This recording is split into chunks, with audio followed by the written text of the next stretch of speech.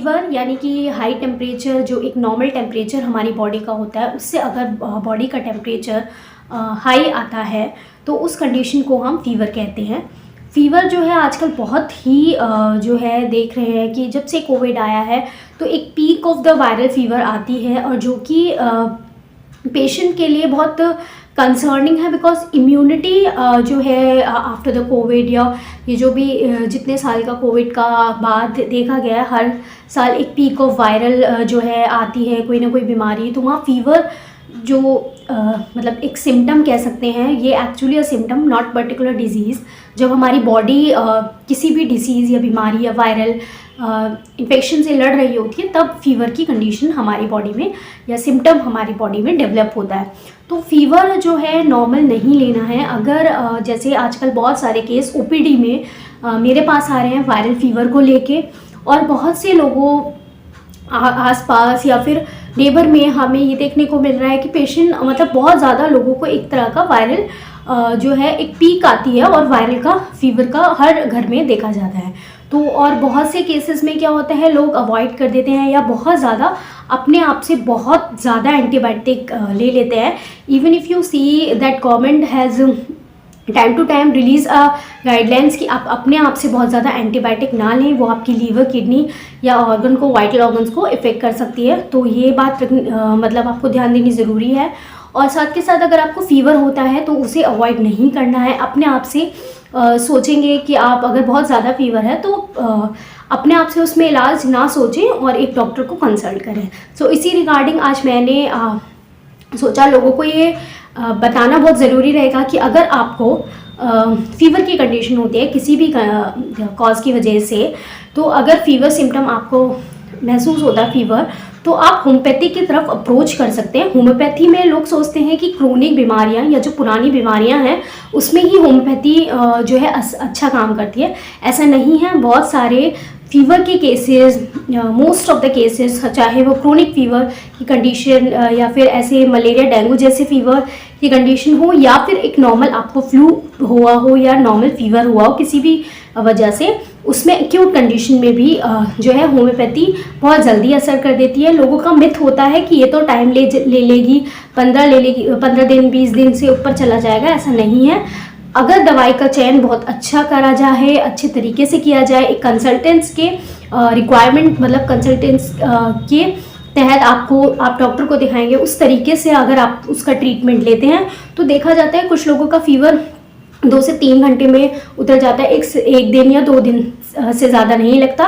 और साथ के साथ इसमें एक एडवांटेज ये है होम्योपैथिक ट्रीटमेंट में कि आपको कोई साइड इफ़ेक्ट नहीं होती है। आपकी मेडिसिन आपके ये किसी भी ऑर्गन्स पे इफ़ेक्ट नहीं करती, और इम्यूनिटी आपकी बढ़ाती है ताकि आपकी बॉडी खुद ही इस फीवर से, इस कंडीशन से, डिजीज़ से लड़ सके। और साथ के साथ अगर कोई क्रोनिक आपको डिजीज़ है एसोसिएटेड, तो उससे भी आपको ठीक करती है, मदद करती है। तो इसी रिगार्डिंग आज होम्योपैथिक मेडिसिन हम डिस्कस करेंगे।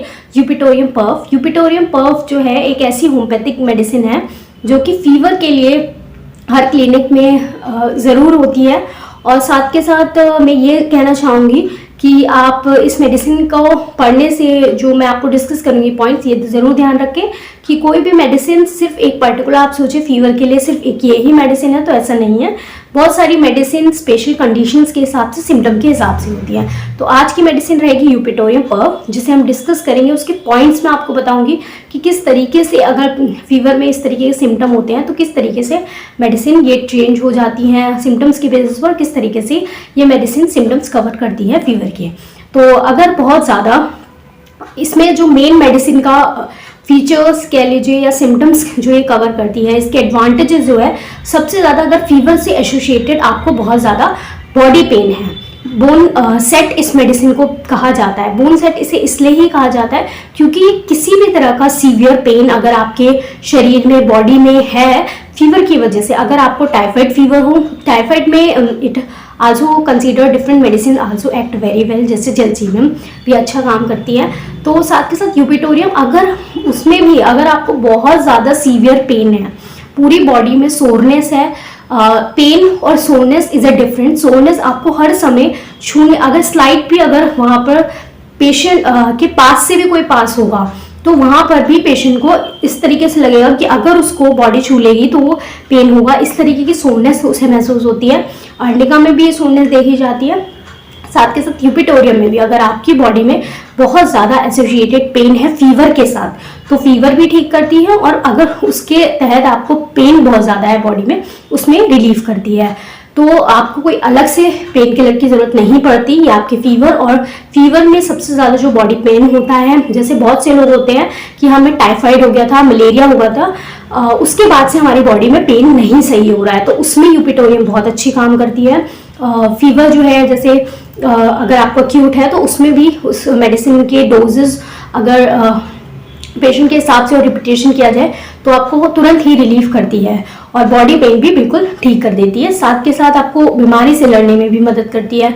बहुत से लोग जो है फीवर ठीक हो जाता है, उसके बाद भी अगर पेन नहीं ठीक हो रहा है, फीवर का पेन 1 हफ्ते 2 हफ्ते चलता है, तो उसमें अगर यूपिटोरियम की बात करें तो उसमें ये बहुत अच्छा काम करती है।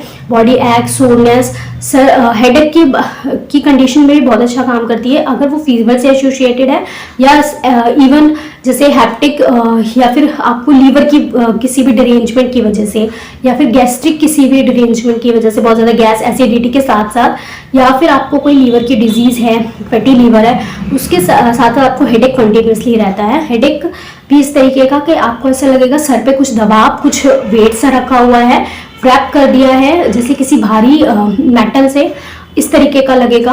और लेटने से सर में दर्द होता है, पीछे की तरफ दर्द रहेगा जैसे कुछ वेट सा रखा हुआ है। हैवीनेस बहुत ज़्यादा होती है सिर में, साथ के साथ वॉमिटिंग फील होती है फीवर हेडेक के साथ बहुत ज़्यादा। और जो माइग्रेन है, या फिर जो पीरियडिकली टाइप ऑफ हेडेक होते हैं, जैसे हर तीसरे दिन फीवर आ जाता है, आराम मिलता है, फिर तीसरे दिन फीवर, या फिर हर हेडेक, स्पेशली हेडेक हर तीसरे दिन, हर 7वें दिन आपको क्या है, ये हेडेक की कंडीशन हो रही है, not fever, sorry, this is the headache condition. अगर आपको पीरियडिकली हेडेक होता है तो उसमें ये जो है बहुत अच्छा काम करती है।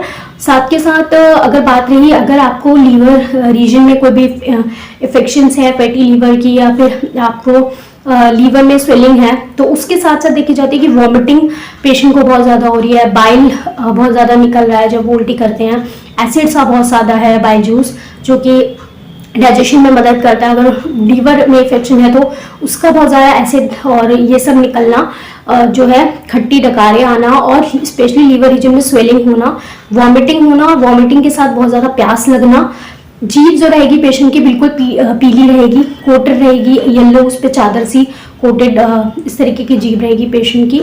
और साथ के साथ शरीर में इन सारी कंप्लेंट्स को लेकर शरीर में बहुत ज़्यादा दर्द महसूस हो रहा है। और जो वॉमिटिंग है वो फीवर में भी देखी जाती है कि बॉडी पेन और वॉमिटिंग भी पेशेंट को हो रही है। वॉमिटिंग जो है, वॉमिटिंग से पहले जो है उसको बहुत ज़्यादा प्यास लगती है, बहुत ही ज़्यादा, और बाद में भी उसको ऐसा प्यास जैसा महसूस होता है, और बट वो पानी नहीं पी पाता, क्योंकि जैसे ही वो पानी पीने की कोशिश करते हैं वॉमिटिंग उसको हो जाती है पेशेंट को, जो सिम्टम है। और साथ के साथ जो है उसके बाद वॉमिटिंग के बाद चिल की ठंड उसको बहुत ज़्यादा लगती है, या पानी पीने से भी ठंड लगती है। तो इस तरीके से पेशेंट के ये जो फीचर है देखे जाते हैं, एसोसिएट कर सकते हैं कि आप किस तरीके से इसके सिम्टम जो है चेंज हो रहे हैं, कि पेशेंट को प्यास भी लग रही है, वो बट पानी नहीं पी पा रहा, वॉमिटिंग हो जाती है, और साथ के साथ उसको ये महसूस होता है कि वो पानी नहीं पी पा रहा है, इस वजह से उसको बहुत ज़्यादा ठंड लग रही है, क्योंकि पानी उसको नहीं पिया जाता तुरंत वॉमिटिंग हो जाती है, बाइल एसिड पूरा निकल जाता है, कुछ खा नहीं पाता, स्पेशली पानी नहीं पी पाता। ये पेशेंट को देखी जाती है कंडीशन। तो पूरी बॉडी में अगर आपको, जैसे बहुत से लोग का ये क्रोनिक पेन चला आ रहा होता है, कि नॉट ओनली कि 15 दिन से है, कुछ लोग कहते हैं कि मुझे जब से मलेरिया हुआ था तब से मेरी बॉडी में पेन रहता है, तो उस जो बोन पेन है, हड्डियों में जो पेन है, उसको ये ख़त्म करती है। और जो पेशेंट है उसकी जो अपने आप से जो बीमारी से, जो फीवर है, उससे लड़ने की क्षमता बढ़ाती है और उसे ठीक करती है। तो मेडिसिन बोन सेट या फिर यूपिटोरियम परफोलेटम भी कहते हैं। तो याद पूरा मेडिसिन का नाम यूपिटोरियम पर्फ या परफोलेटम, और 2 मेडिसिन बिल्कुल सेम नाम की होती है। यूपिटोरियम एक पर्फ है जो कि स्पेशली फीवर के लिए हम देखते हैं, और यूपिटोरियम पर्फ जो है वो दूसरी कंडीशन में यूज़ होती है। तो इसलिए मैं बोलती हूँ कि किसी भी मेडिसिन को अपने आप से जो है अपने आप से नहीं लेना है। फीवर में यूपिटोरियम पर्फ भी यूज़ होती है, but as a bone set वाली जो कंडीशन है, बॉडी पेन, अगर ये फीचर्स देखें तो यूपिटोरियम पर्फ जो है, एक जो स्पेशली जो मैंने फीचर्स आपको बताया वो स्पेशली यूपिटोरियम पर्फ के हैं। PERF जो F लास्ट में है वो, या परफुलेटम, तो पूरी मेडिसिन का नाम ये है। तो सिर्फ यूपिटोरियम करके आपको मेडिसिन नहीं इसको याद रखना है, पूरी मेडिसिन आपको याद रखनी है। ये सारे फीचर्स थे। अब बात, बहुत से लोग सोचते हैं कि अगर हमें ये कंडीशन है तो हम मेडिसिन ले सकते हैं इमरजेंसी यूज़ के लिए। जैसे आप घर में कोई PCM या एंटीबायोटिक रखते हैं तो आप जो है यूपिटोरियम पर्फ अपने घर में रख सकते हैं। 30 पोटेंसी सेफेस्ट होती है। किसी को भी घर में फीवर होता है, सुबह दोपहर शाम आप रिपीट कर सकते हैं। बट इन द केसेस जिस तरीके से देखा गया है कि छोटे बच्चे हैं या बड़े बुजुर्ग हैं या प्रेगनेंसी है, तो वो स्पेशल केसेस होते हैं, तो वहाँ कभी भी अपने आप से कोई भी मेडिसिन आपको नहीं यूज़ करनी है, इवन द एंटीबायोटिक या अदर कोई भी मेडिसिन। बहुत से लोग सोचते हैं कि होम्योपैथी के साइड इफेक्ट नहीं होते तो हम ले सकते हैं, ऐसा कुछ नहीं है। आपको हर medicine, because this is also medicine, अपने डॉक्टर के कंसल्टेशन में ही लेनी है।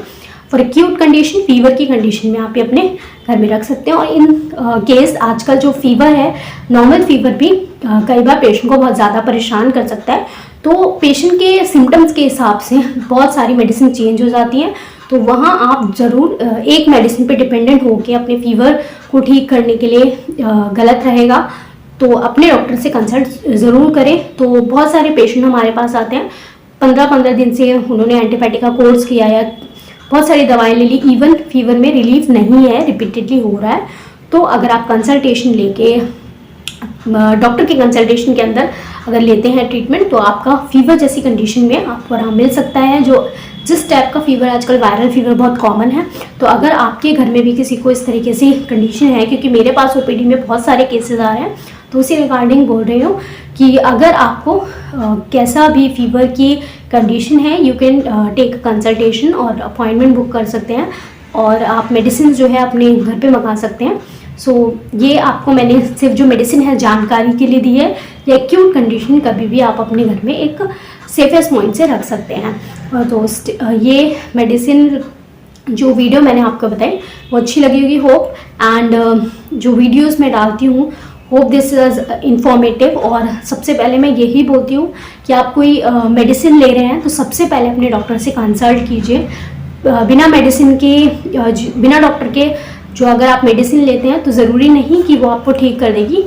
एक ही सिम्टम या एक ही डिसीज़ पे हमारे पास बहुत सारी मेडिसिन है, और पेशेंट के सिम्टम के हिसाब से अगर मेडिसिन का चयन किया जाए तो रिलीफ ज़्यादा देखने को मिलता है और पेशेंट जल्दी क्योर होता है, ट्रीटमेंट कंप्लीट होता है। तो please consult doctor before any medicine to be taken.